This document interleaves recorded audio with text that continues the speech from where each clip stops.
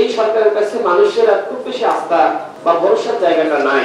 সংস্কার কিছু এই সরকারের মেয়াদে করা সম্ভব, কিছু কিছু সংস্কার আমরা চাইলেও এখন বাস্তবায়ন করতে পারবো না। দেখেন, সংস্কারের একটি গুরুত্বপূর্ণ অংশ হলো নির্বাচন। একটা সময় এই ধরনের পরিস্থিতি সৃষ্টি করা হয়েছিল যে নির্বাচন নিয়ে কথা বলা যাবে না।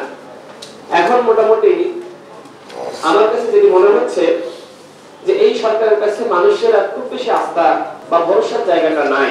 যেটি জিয়া ভাই বললেন যে সরকার অত্যন্ত দুর্বল সরকার, সেই জায়গায় মানুষ মনে করছে ডক্টর মোহাম্মদ ইউনূসের সরকার তিনি যদি একটি সুন্দর নির্বাচন জাতিকে উপহার দিতে পারেন, এটি হয়তো এই সরকারের সব থেকে বড় সফলতা। তাহলে কি গণহত্যার বিচার বা সংস্কারের যে আকাঙ্ক্ষা সেটি কি পূরণ হবে না? দেখেন, সংস্কার কিছু এই সরকারের মেয়াদে করা সম্ভব, আবার এই সরকারের মেয়াদে কিছু সংস্কার বাস্তবায়ন করা সম্ভবপর নয়, এবং এই বাস্তবতা আমাদের মানতে হবে। হয়তো আমাদের ভিন্ন বক্তব্য থাকবে, প্রত্যেকটা দলের এজেন্ডা আলাদা, কর্মসূচি আলাদা, কিন্তু আপনি চাইলেও কি এই মুহূর্তে আরেকটি তত্ত্বাবধায়ক সরকার গঠন করতে পারবেন? মানে আমরা তো সংস্কারের বাস্তবায়নের কথা বলছি, যে বিষয়ে আমরা একমতে এসেছি, এটি কি আদৌ সম্ভব?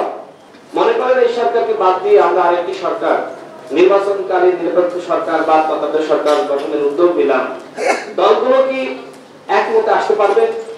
সেই বাস্তবতা আছে এই মুহূর্তে নাই।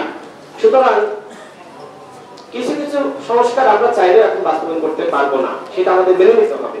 তবে যেটা আসলে সম্ভব সেই সংস্কারগুলো অবশ্যই বাস্তবায়ন করতে হবে।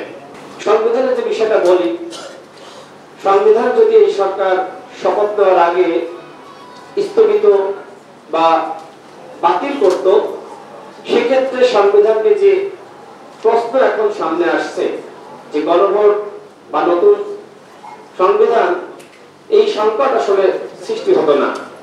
এখন আপনি এক বছর আগে যেটি পারেননি, এক বছর পরে সেই নতুন সংবিধান বা গণভোটের মাধ্যমে সংবিধান, এটা খুব কঠিন। তারপরে যদি সম্ভব হয় আমার আপত্তি নাই, কিন্তু এক বছর আগে যেটা আসলে আমাদের মাথায় ছিল না, এক বছর পরে এসে আমরা মোটামুটি সবাই অনেকে বলছি যে গণভোটের মাধ্যমে নতুন সংবিধান এবং সেকেন্ড রিপাবলিক, এটা এই মুহূর্তে খুব কঠিন হয়ে যাচ্ছে। শুরুতে সম্ভবপর ছিল, কিন্তু দীর্ঘ সময় শেষ হয়ে যাওয়ার কারণে এটি এই মুহূর্তে কতটুকু বাস্তবসম্মত সেটি আমাদের সবাইকে ভেবে দেখা দরকার।